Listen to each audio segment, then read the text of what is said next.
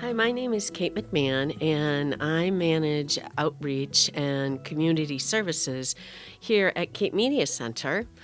And I'm really excited today to talk to Gabe Toomey.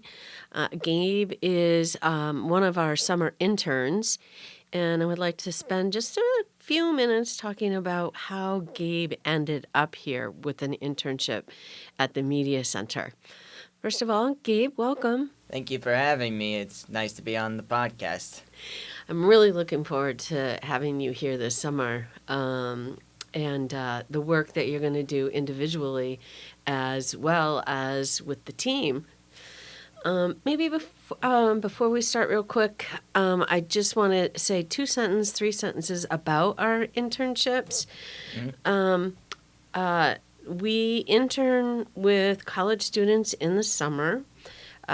We hope that they come here with ideas of what they would like to produce and also to help us with any kind of programming that we have going on. And the idea is to use all of our tools that we have here, our full studio, control room, podcasting, and we also have the Adobe suite. Okay, so with that short Cape Media Center commercial, Gabe, welcome. Yeah, again, thanks for having me, and I'm looking forward to both this interview and being here at Gate Media Center.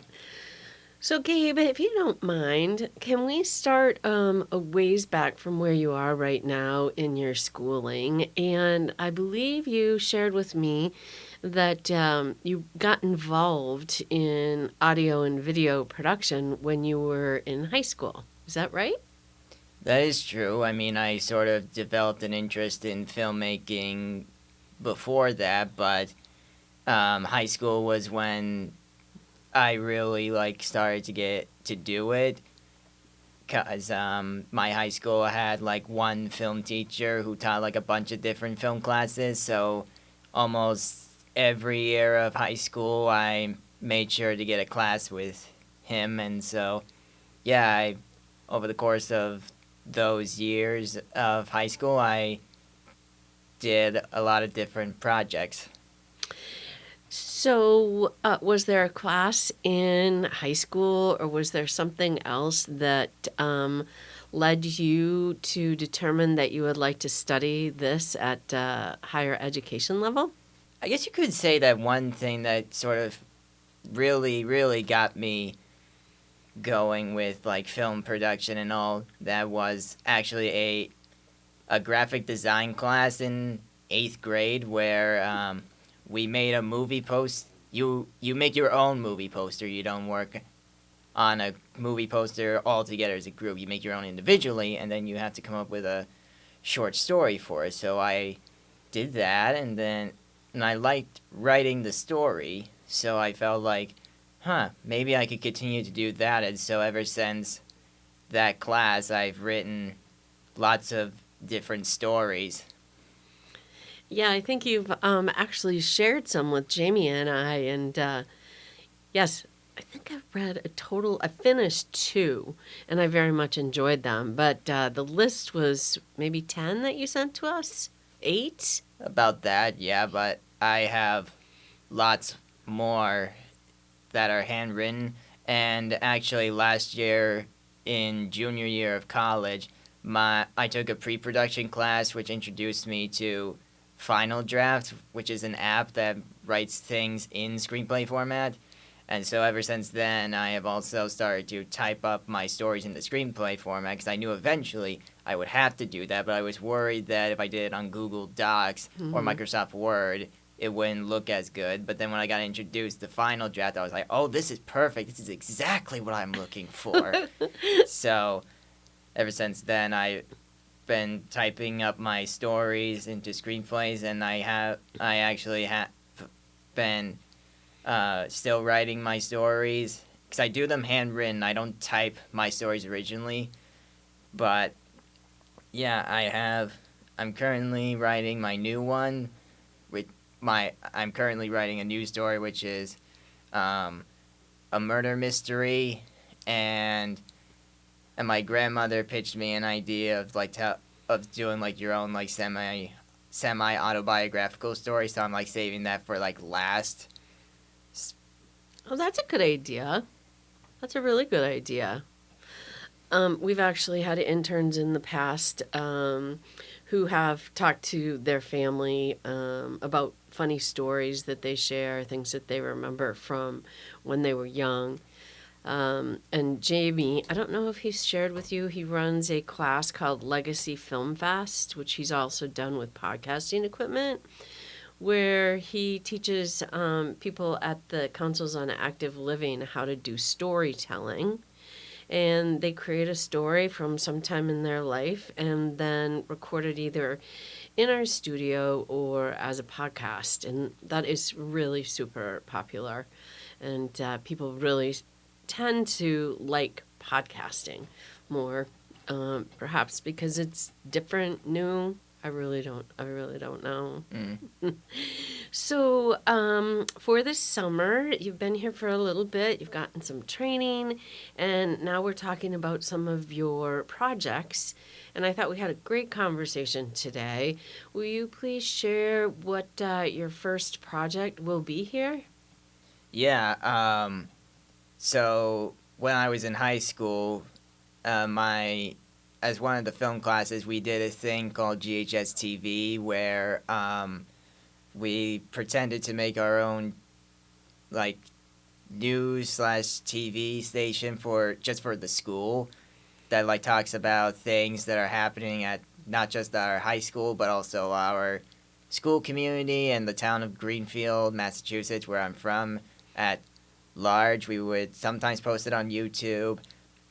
And during those times, I would sometimes make a movie review for a movie that I had seen recently, and I liked it. I liked doing it, and then I didn't. And then around the time COVID hit, we couldn't like do a whole lot of stuff, so I didn't do it for like a year. But then when I took the class again in my senior year, I did a new one, and I liked doing it.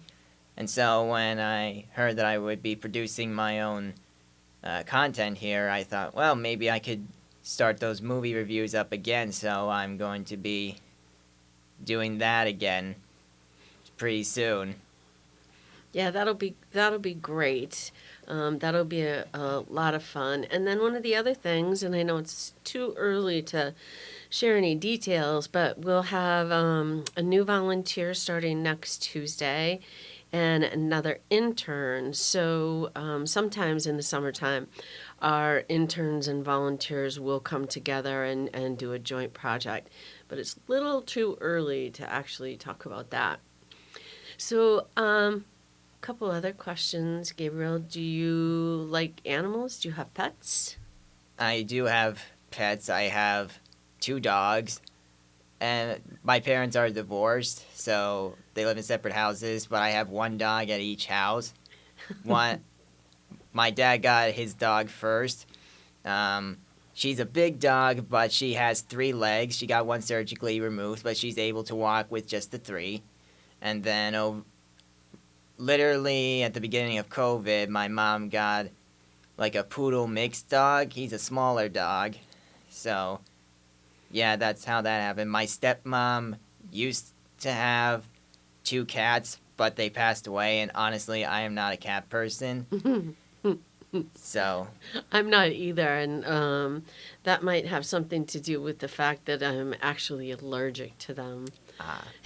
But I love when you go home and dogs are just seem so happy to see you at the end of the day or even after going grocery shopping, being gone for an hour.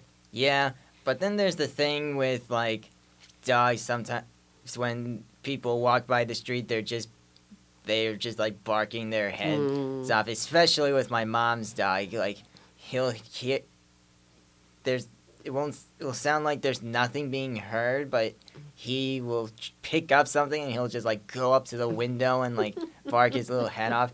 And when we're watching TV, if there's a dog on the screen or any other kind of animal that he's able to realize, oh, that's an animal. I gotta talk to it. I gotta go out to the TV. I gotta bark at it. So he'll like go up to the TV and Oh, like that's hysterical. it's all yes, but it's also very annoying at the same time. Yeah, I'm sure. So, we live very close to the Atlantic Ocean, Cape Cod Bay, Nantucket Sound. Is there anything that you like to do here on the Cape that's related to all this beautiful water that we have? Yeah, over the summer, uh, my grandparents own a cottage literally not that far away from the studio here in Dennisport that has actually pretty much been in the family as long as I have, and we've gone pretty much every year. So, and like about every summer we try and go fishing, Mm-hmm. and like in past years we've mostly gone in like July, early August. We haven't had much luck catching fish, so we tried late June once, and we had a lot of success there. So we were like, okay, late June, that's when we're going fishing. Yes. So yeah, we go fishing, but we also like to go to the beach, and then we like to go to like Hyannis, like the main street there, and go to all the different shops. Mm-hmm. And yeah, like explore like some of the nearby towns. And a couple of times we've gone to Provincetown, just walk around the shops there, and yeah, just mostly be the beach and the different towns in the area. Yeah. We're very fortunate to have such beautiful beaches here, and that's great that your family gets out fishing. We fish too, and oftentimes June is the best month. But the weather has been so tough. It's been so windy that even if we wanted to get out to fish, it wouldn't be any fun. It just because it's too cold and too windy for me anyway. Yeah, I mean, I could certainly relate to that. Like the last two times we've gone fishing, it was like the waves were like so rough that once I got off the boat, it took me a couple of hours for my body to stop rocking. Like I got off the boat, I knew I was off the boat, but but it just felt like I was still going up some waves. So I was like my body felt like I was going up and down some waves, and I'm like, okay, I'm off the boat. Stop moving. I'm not on a boat. Yeah, I think it has something to do with our ears and our balance when we're out there, because that happens to me too, and it can feel quite uncomfortable actually. Yeah.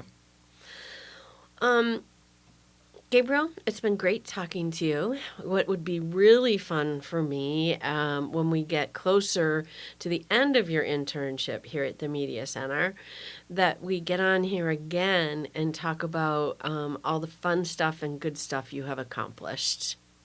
Yeah, I'd like that very much. That would be a fun thing to do, to revisit and recap all that's happened. I look forward to that. Well, thank you, and thank you so much for being here, Gabriel. We really appreciate it. Yeah, thanks for having me.